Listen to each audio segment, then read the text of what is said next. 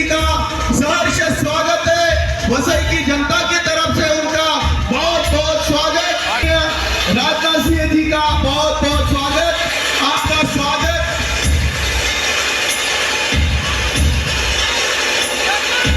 वसई की महायुति की उम्मीदवार एडवोकेट स्नेहा दुबे,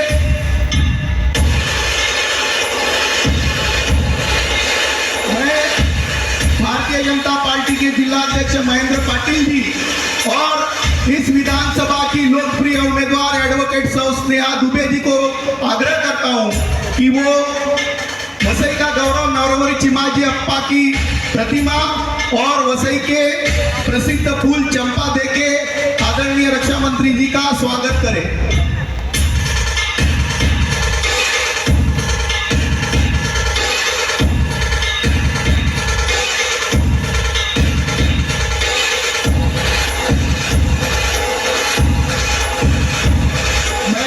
रक्षा मंत्री जी को आग्रह करता हूं कि इस विधानसभा के लिए जो हम वचन लोगों में दिए हैं उस वचननामा का विमोचन आपके कर कमलों से किया जाए।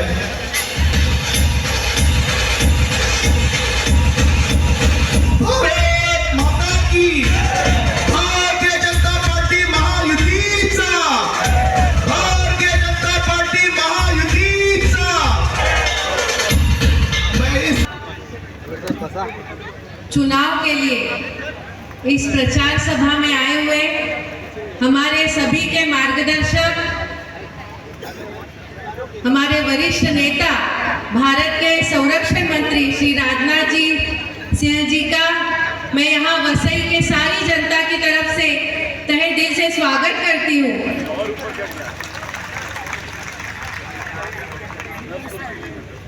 सम्माननीय व्यासपीठ और यहाँ उपस्थित वसई की मेरी प्यारी बहनें और भाइयों, आप भरा है उस दिन से मैं ये कह रही हूँ कि ये चुनाव, वसई का ये चुनाव सिर्फ चुनाव नहीं है, तो ये परिवर्तन की लड़ाई है और इस लड़ाई में लड़ने वाले हम सब सैनिक हैं। और आज हम सैनिकों का मनोबल बढ़ाने के लिए हमारे देश के संरक्षण मंत्री खुद यहाँ पे आए हैं, इससे बड़ा सौभाग्य और क्या हो सकता है।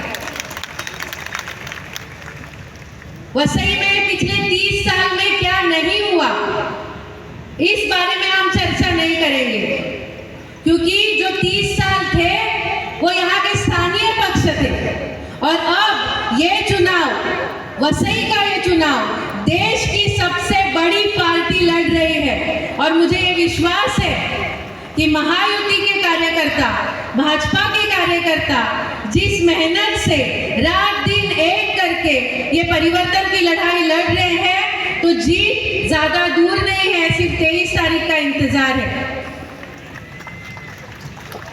वसई में बहुत सारे प्रश्न हैं और उसमें सबसे बड़ा प्रश्न है सर कि वसई में बारिश में घर से पानी जाता नहीं है और नलों में पानी आता नहीं है। तो ये वसई में जो पानी की तकलीफ है उसे हमें सबसे पहले दूर करनी है। वसई में आरोग्य व्यवस्था नहीं है, 14 साल हुए महानगर पालिका को, लेकिन एक भी अस्पताल ये बना नहीं पाए। अस्पताल बनाना हमारी प्राथमिकता है, स्कूल बनाना हमारी प्राथमिकता है। 70 साल के बाद भी इस वसई की जनता उनके मूलभूत अधिकारों से वंचित है। तो सबसे पहले भाजपा की सरकार यहाँ पे आने के बाद हर एक नागरिक को उनके मूलभूत अधिकार प्राप्त कर देना, ये हमारी प्राथमिकता होगी। मैं ज्यादा समय लूंगी नहीं, क्योंकि हम सबको, हमारे संरक्षण मंत्री जी को सुनने की सब उत्सुक है। लेकिन सिर्फ एक ही चीज मैं कहना चाहती हूँ, एक बहुत बड़ा ज्वलंत प्रश्न आज वसई के शहर में है, यहाँ सन सिटी में है, यहाँ के सारे रहने वाले लोग उससे त्रस्त हैं। यहाँ पे अवैध कब्रिस्तान बनने की कोशिश की जा रही है और आज मैं इस मंच से ये कहना चाहती हूँ कि स्नेहा दुबे की लाश पे ये कब्रिस्तान बनेगा। मैं मेरे आखिरी दम तक ये कब्रिस्तान बनने नहीं दूंगी और भाजपा का, मुझे पता है, हर एक कार्यकर्ता, महायुति का हर एक कार्यकर्ता इस लड़ाई में मेरे साथ होगा। फिर से एक बार मैं कह रही हूँ कि ये परिवर्तन की लड़ाई हमें दिन रात एक करके लड़नी है और जीतनी है, क्योंकि 40 साल के बाद वसई में कमल खिलने जा रहा है।